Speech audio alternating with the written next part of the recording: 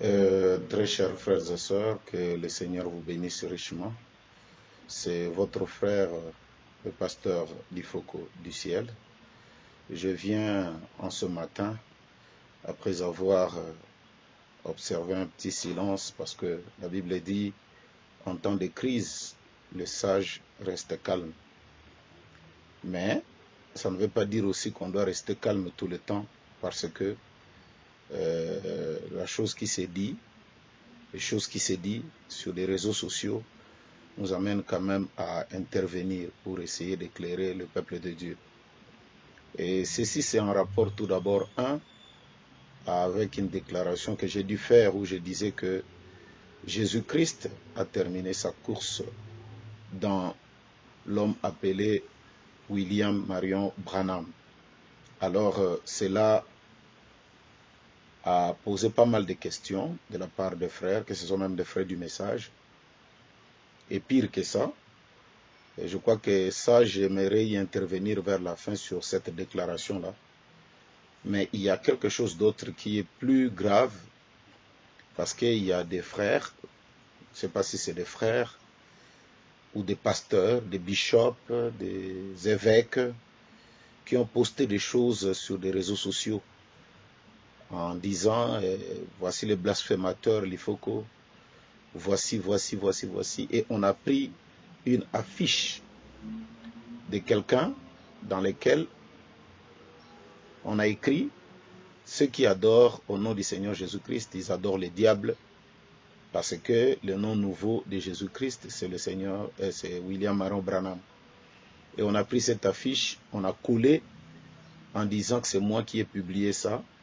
Et beaucoup sont allés loin pour dire que c'est ce que je mets même devant mon église ou ce que je mets sur mon compte Facebook pour que les gens voient ce que je crois. Et il y en a même d'autres qui ont dit, finalement, il faut que là, il chante des choses, autre chose, et il prêche autre chose.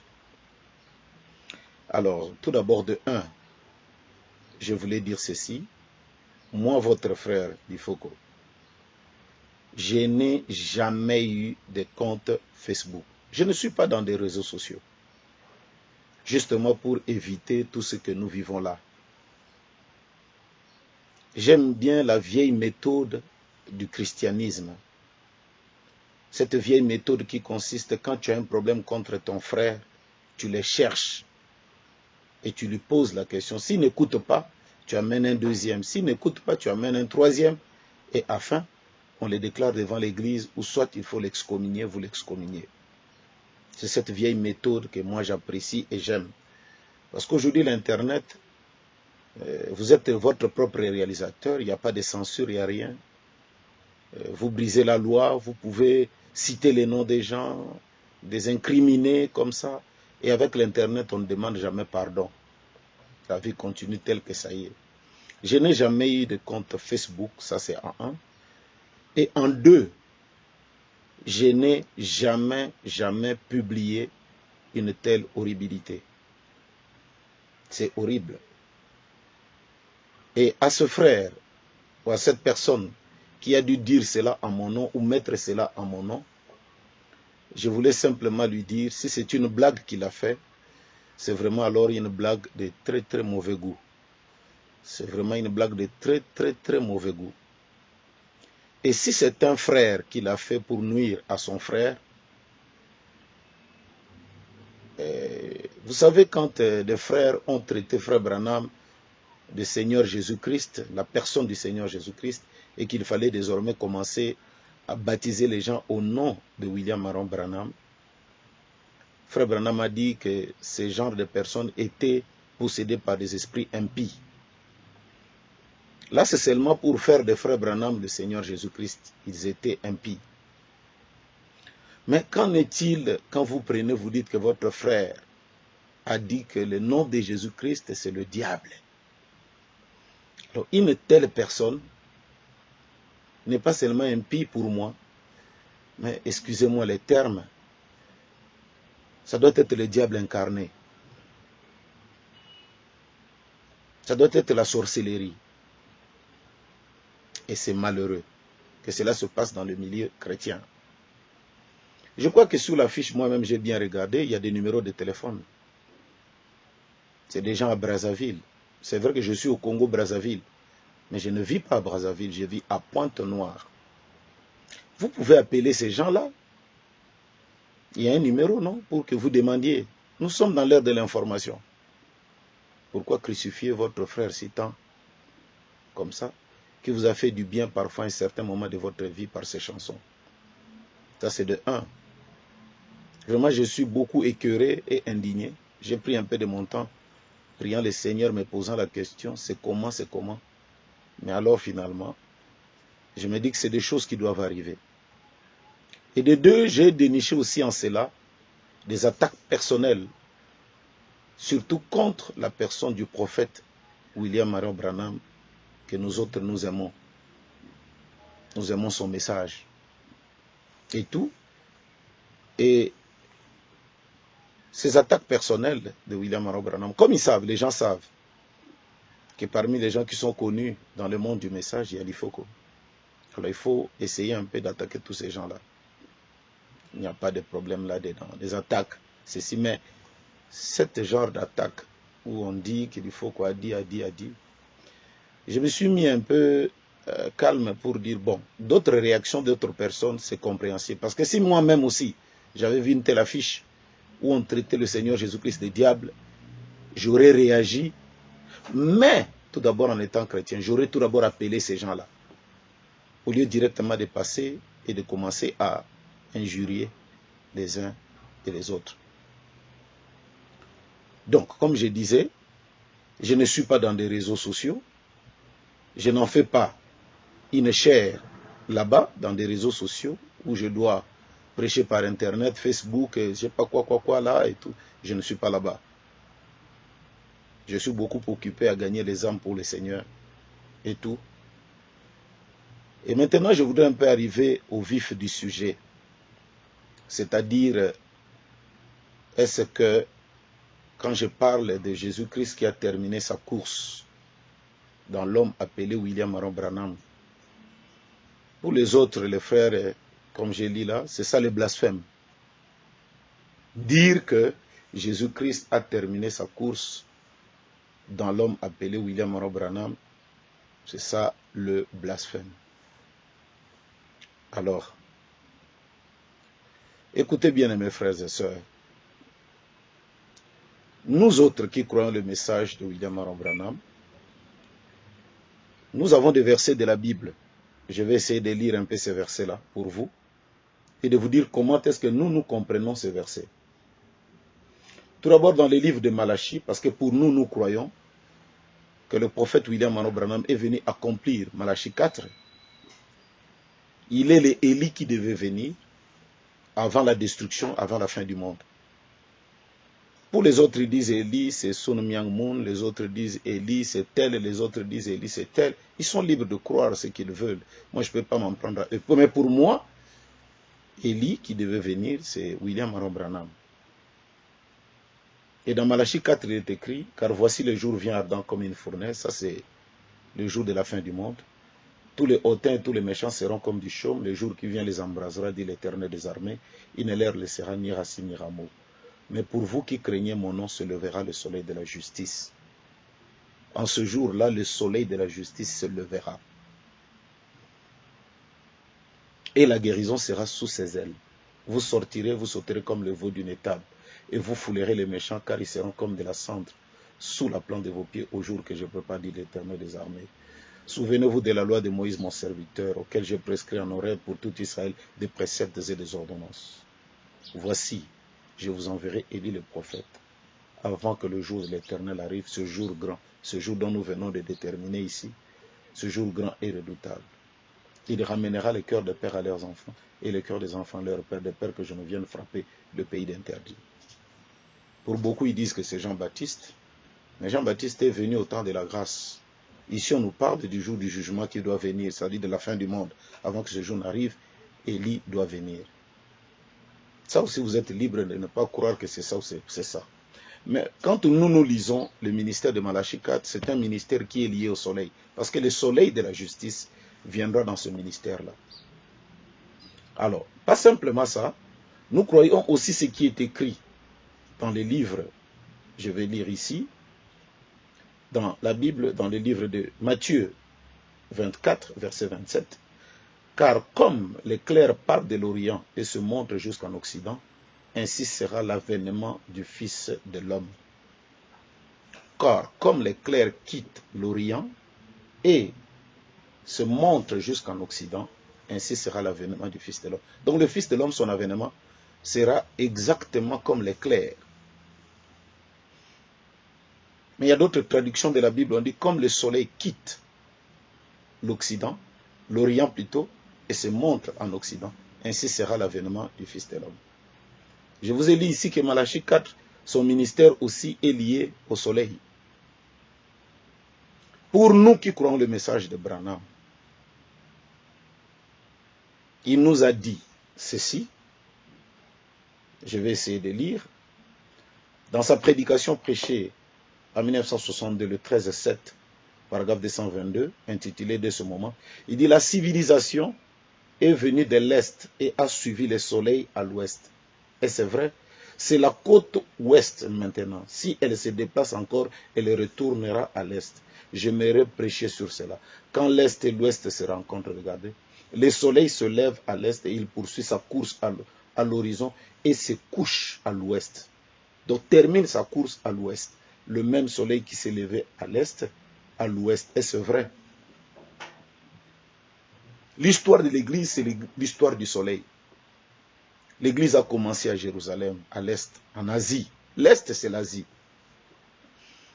Et cette civilisation qui a commencé à l'Est a commencé petit à petit à rentrer en Grèce. De la Grèce, c'est allé en Europe. Nous avons des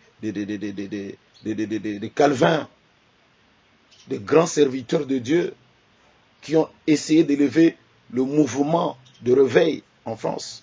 Vous continuez. Vous avez de John Wesley, vous avez Luther en Allemagne, de France, l'Allemagne, vous avez John Wesley et son frère Charles Wesley en Angleterre. Et de l'Angleterre, tous les grands mouvements aujourd'hui des églises sont aux États-Unis, qui est l'Ouest, l'Occident. Je dis bien tous les mouvements. Tous les mouvements des églises sont aux États-Unis. Et nous aussi qui croyons le message de William Branham, Dieu a voulu que la vérité de sa parole vienne de l'Ouest, de l'Occident.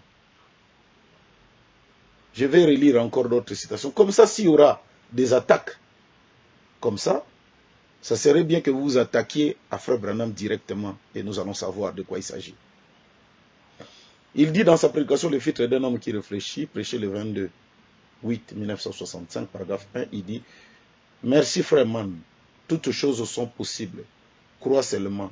Prions au Dieu. C'est vraiment le désir de mon cœur ce soir de croire tout simplement. Tandis que nous sommes rassemblés ici ce soir dans ce tabernacle, le soleil vient de se coucher à l'ouest. Nous te prions, Dieu bien-aimé, de nous donner, de réaliser combien nous sommes proches du temps où le soleil se couchera sur le temps. Il arrive à la fin de sa course. Le jour est très avancé. La dernière civilisation, c'est l'Ouest, c'est les États-Unis. La civilisation qui a commencé en Chine, des grandes inventions, aujourd'hui, c'est les États-Unis.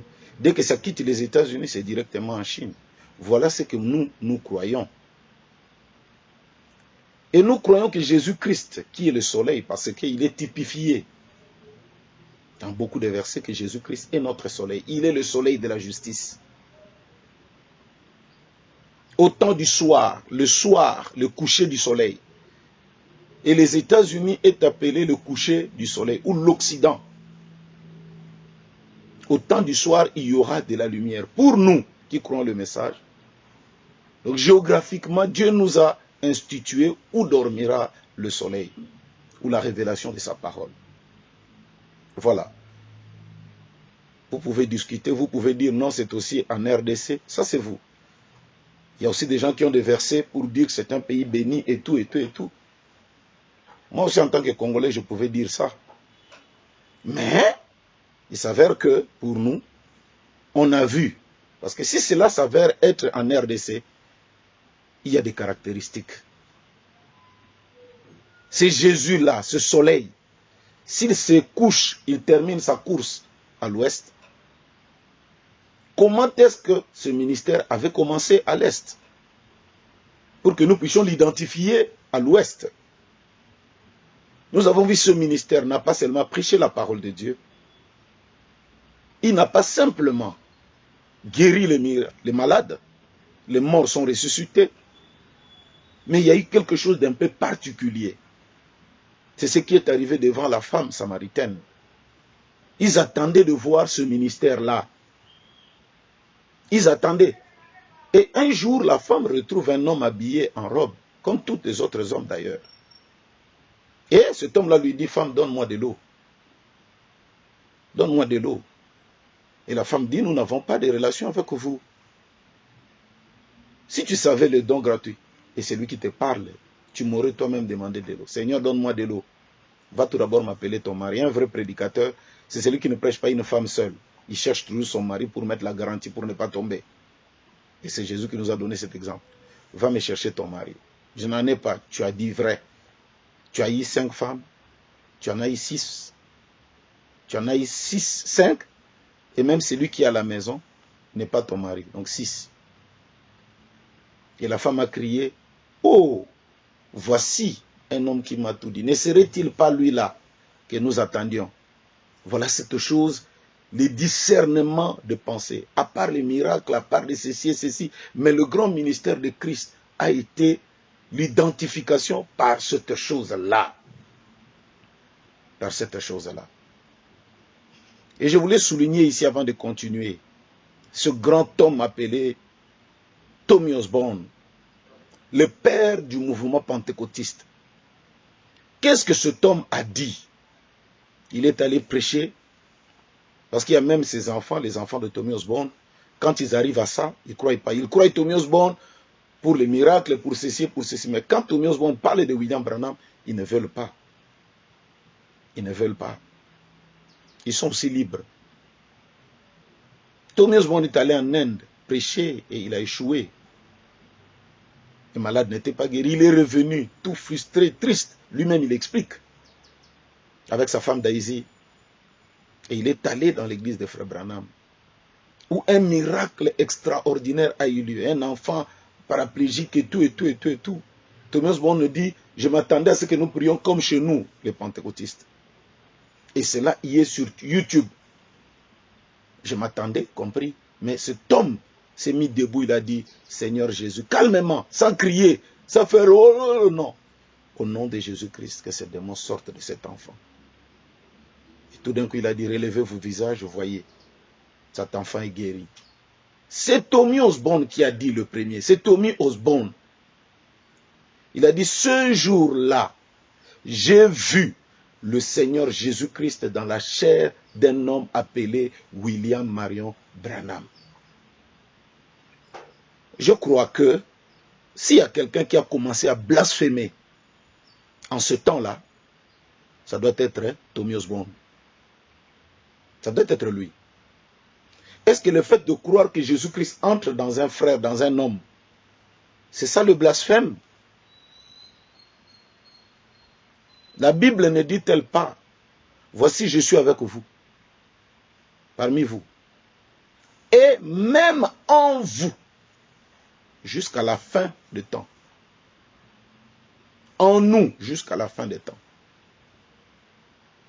Donc le langage de dire que Jésus-Christ entre dans un homme, ce n'est pas blasphémer. À ma petite connaissance de la parole de Dieu, ce n'est pas blasphémer. Mais nous, comme je l'ai dit, je reviens à la révélation du Seigneur Jésus-Christ. Le soleil qui doit se coucher, finir sa course à l'ouest. Je viens de vous lire ici, Frère Branham l'a dit. Dans la foi transmise aux saints une fois pour toutes, ça c'est lui qui l'a dit. Prêcher le 1er 5 1955, paragraphe 50, vers le bas, je vais prendre juste le bas, il dit, il en est de même de l'église de Dieu ce soir, puisque la même foi qui fut transmise aux saints une fois pour toutes est transmise aujourd'hui. Le soleil s'est levé à l'est. Ils embellissent leur voix en dehors de cela avec la théologie. C'est un jour qui n'est ni jour ni nuit, mais le prophète a dit, vers le soir, où se couche le soleil à l'ouest, Où s'élève-t-il à l'est? Qui était le premier à recevoir le Saint-Esprit autrefois, là au commencement? Qui est ce peuple oriental, les Juifs, les Grecs et les autres? Qui le reçoit dans les derniers jours, quand le soleil se couche? Les États-Unis d'Amérique, la dernière civilisation. Donc c'est ça pour nous la dernière phase du ministère du soleil. Et comme on l'a dit, la Bible dit, ce qui arriva du temps de Lot dans Sodome et Gomorrhe arrivera de même à la fin des temps. Elle arrivera de même à l'avènement du Fils de l'homme. Comment le Fils de l'homme se révélera? Comment il va se révéler? Qu'est-ce qui s'est passé du temps de Lot? Abraham a commencé à intercéder pour son neveu. Et tout d'un coup, il voit 3 hommes qui viennent. La Bible dit qu'il y a eu 3 hommes. Mais l'un d'eux était Dieu qui était entré dans un homme. C'est ce que la Bible nous dit dans les livres de Genèse. Et il est venu devant Abraham et il a parlé avec Abraham. Il a parlé pour aider son frère Lot. Ne sommes-nous pas dans l'âge sodomique? Qu'est-ce que Sodome et Gomorrhe? Ce n'était pas les mariages homosexuels. Ce n'est pas toutes ces saletés que nous voyons aujourd'hui. Déjà, le monde appelle le monde dans lequel nous vivons, c'est Sodome et Gomorrhe. Si le monde est devenu Sodome et Gomorrhe, mais ça ne s'arrête pas là. Dieu aussi doit visiter son peuple.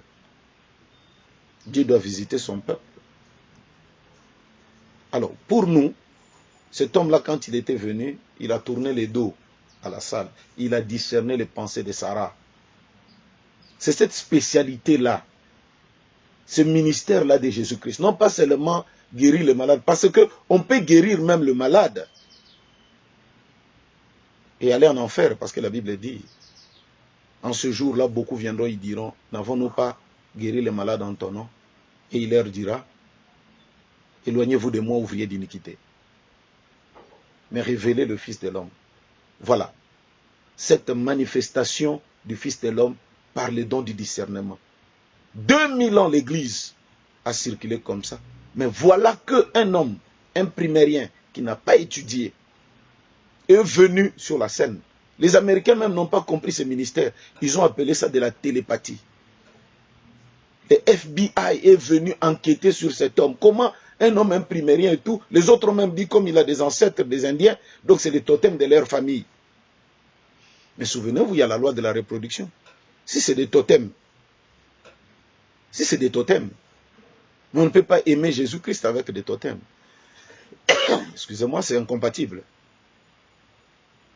Alors, ce ministère-là, Frère Branham lui-même l'a dit ici, ce ministère-là doit se révéler dans sa prédication, le procès. Parce que même là, même dans le milieu du message, nous sommes encore en discussion avec nos frères. Les autres disent que le Fils de l'homme s'est révélé aussi dans l'Église. Moi aussi, je le crois. Il s'est révélé dans le corps de l'Église. Parce que la Bible dit, tout ce qui était en Christ, en Dieu, Dieu l'a déversé en Christ. Tout ce qui est en Christ, Christ l'a déversé dans son Église. Je le crois. Mais ici, il s'agit ici de révéler le ministère du Fils de l'homme qui prend l'attrait particulier du discernement des pensées. Lui-même, il est dit dans le procès, paragraphe 209. Je ne dis pas que votre pasteur ou quelqu'un d'autre recevrait les dons de discernement. Ils n'ont pas à faire ça, ce n'est pas leur appel, ce n'est pas leur appel faire cela. Il doit y en avoir un seul dans un âge. Et ça, j'ai dit à tous les frères qui croient vraiment le message véritablement, de soutenir ce genre de choses. Ce n'est pas du faux, c'est le prophète qui a parlé. Il dit que votre pasteur peut prier pour les malades, il peut prier les aveugles se mettre debout, mais quant au discernement, et ce discernement ici, ce n'est pas le discernement de juger les dons de la prophétie, non. C'est Dieu qui discerne les pensées des cœurs des gens. Devant Abraham, il l'a fait, devant la femme samaritaine, il l'a fait, il a parlé de son passé et tout. Les médiums essayent de faire ce genre de choses aussi, mais ils ont une mauvaise vie, parce que le diable c'est un imitateur. Dans la fête des trompettes, il ajoute encore, il dit, paragraphe 215, prêcher les 19, 7, 64. Les derniers signes qu'Abraham, et nous sommes la sémence royale d'Abraham, l'épouse, Les derniers signes qu'Abraham a vus avant que le signe promis arrive, que le Fils arrive, c'était quoi? Dieu sous la forme d'un être humain qui pouvait discerner les pensées des gens. Un seul homme, pas une douzaine, un seul homme. Peu importe le nombre d'imitations, ils en ont eu un seul. Il a discerné les fonds de leurs pensées. Qu'est-ce? Et qu'est-ce qui s'est produit ensuite? C'est qu'Abraham et Sarah sont redevenus un jeune homme et une jeune femme. Ça, nous le savons. Voilà. Il dit, eh bien, je sais que vous la trouverez un peu dure à avaler, celle-là. Mais souvenez-vous, juste vous, pour bien m'assurer que vous le savez, ne lisez pas la Bible comme ceci. Lisez entre les lignes et voyez pour voir, pour que le tableau apparaisse. Ça, c'est nous autres qui croyons, frère Branham, nous savons que ce don-là, il n'y en aura pas sur une douzaine de gens, mais sur un seul homme. C'est comme du temps de Daniel, non? La femme a dit au roi, dans ton royaume, tu as un seul homme. Et cet homme-là, il y a des lumières autour de lui. Voilà. C'est celui qui peut interpréter les choses difficiles. Donc, pour nous, nous croyons. C'est vrai que nous avons encore des discussions parmi nous dans le milieu du message. Non, il faut qu'il y ait aussi beaucoup, il faut qu'il y ait... Mais frère Branham attire notre attention sur les imitateurs. Sur l'imitation. Nous avons l'habitude de chanter que à l'ouest, le soleil se couche. Il arrive à la fin de sa course. Et je vois combien ce temps est là. C'est le temps du coucher du soleil. C'est la fin, c'est la fin, c'est la fin de la course. C'est la fin, c'est la fin, c'est la fin de toute chose. Pèlerin, c'est la lumière du soir, à l'ouest pour moi apparue. Elle manifeste le Fils de l'homme, et je crois, c'est vrai, je le crois. C'est la fin, oui, c'est la fin de la course. Mais cela n'empêche, c'est un contexte du ministère. Vous prenez une prédication de 2 heures, vous coupez juste une petite partie, vous dites, voilà, et vous collez une photo. Ça, mes frères et sœurs, c'est de la malhonnêteté spirituelle. Excusez-moi. C'est de la malhonnêteté. Je crois que même ce pasteur-là, il voudrait bien être, son église voudrait bien qu'il soit Jésus-Christ en chair. Parce que la Bible dit dans 1 Jean 4, je crois, si je ne me trompe pas, petits enfants, reconnaissez en ceci un esprit qui vient de Dieu. Tout esprit qui confesse que Jésus est venu en chair, c'est un esprit qui vient de Dieu. Et tout esprit qui ne confesse pas cela, c'est un esprit d'antichrist. Jésus-Christ doit être dans notre chair. Moi, votre frère, je prêche pour ça. Dans un contexte de la vie, que Jésus aussi termine sa course dans ma vie. Mais ça, c'est un contexte du ministère de Luc 17:30. Là où Dieu devait révéler sa parole. Ça, tout le monde ne peut pas le faire. Dans un âge, un seul, voilà. Donc je crois que j'ai essayé un peu d'expliquer les choses. Je crois au Seigneur Jésus-Christ. Quand je chante plein succès à Jésus-Christ, je ne fais pas des matalana, je ne veux pas que les gens voient qu'il le veut, non. Donc je dis ici à tous les frères et sœurs, les jeunes gens, parce que on se rend compte que moi j'ai une église à Pointe-Noire, une grande église, par la grâce de Dieu, des jeunes gens, je leur avais interdit d'entrer dans des réseaux sociaux. Parce que je trouvais que ces discussions infertiles, des injures, ceci, ce n'était pas chrétien. Mais je crois que je dirais à ces jeunes gens-là qui allaient suivre cette vidéo, vous devez entrer dans ce monde-là. Entrez, par la grâce de Dieu, entrez et il n'y aura rien. Essayez un peu de répondre à ces choses. Parce que quand, vous savez, c'est Abraham Lincoln ou même des grands écrivains ont dit, un mensonge, plus on la répète, plus on répète, ça risque de devenir vérité. Je crois au Seigneur Jésus-Christ et je crois à son envoyé. La vie éternelle qui te reconnaisse, toi le véritable Dieu, et celui que tu as envoyé. Paul a dit, n'aie pas honte de moi. Donc je n'ai pas honte de croire que je crois le message de William Aaron Branham. Je chante. Si mes chansons étaient mauvaises, c'était des balivernes. Aujourd'hui, beaucoup d'artistes n'allaient pas prendre ça pour chanter. Et s'ils chantent, c'est parce qu'ils trouvent que notre message, et beaucoup de frères du message sont des gens sérieux. Sérieux, je dis bien sérieux, et je pèse bien mes mots. Moi-même, j'ai un témoignage. Je me suis marié. Aujourd'hui, j'ai à peu près 27 ans du mariage. Vous n'avez jamais entendu il faut qu'on la balle, il faut que... C'est à cause du message là. C'est parce que j'ai Christ en moi, j'ai Jésus-Christ dans ma vie. Et je prêche que Jésus-Christ doit s'incarner dans ma vie. pour vivre sa parole dans ma vie. Voilà un peu, frères et sœurs, cette chose qui, je demande à tous les jeunes de Forum du Message, prenez un peu cette vidéo et essayez de répondre à ces gens-là. Si vous voulez vous en prendre à William Branham qui a dit que celui qui révèle le ministère du Fils de l'homme, un seul, pas deux, prenez-vous-en en lui. Ou alors attaquez le prophète. Mais ne me faites pas dire ce que moi je n'ai pas fait, ni ce que je n'ai pas dit. Je n'ai jamais, mes prédications sont dans le YouTube. Vous ne verrez jamais en aucun jour où j'ai dit au nom de William Maron Branham. Au contraire, je prêchais. Parce que frère Branham dit, si vous venez dire que Seigneur, me voici, je viens au nom de William Maron Branham, vous serez rejeté du ciel. Voilà. C'est ce que je crois. Mais dire que Jésus-Christ est entré dans la chair de William Branham, ça je crois ça. Et je crois que Dieu aussi est entré dans ma chair pour vivre sa parole. Parce que la Bible déclare, voici je suis avec vous, et même en vous, jusqu'à la fin des temps.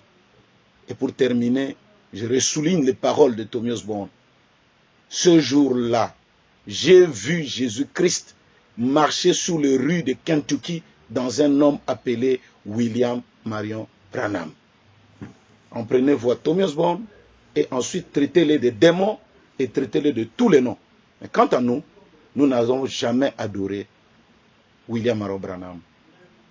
L'adorable, le louable, l'élevable, c'est le Seigneur Jésus-Christ. Et en qui je vous salue au nom du Seigneur Jésus-Christ.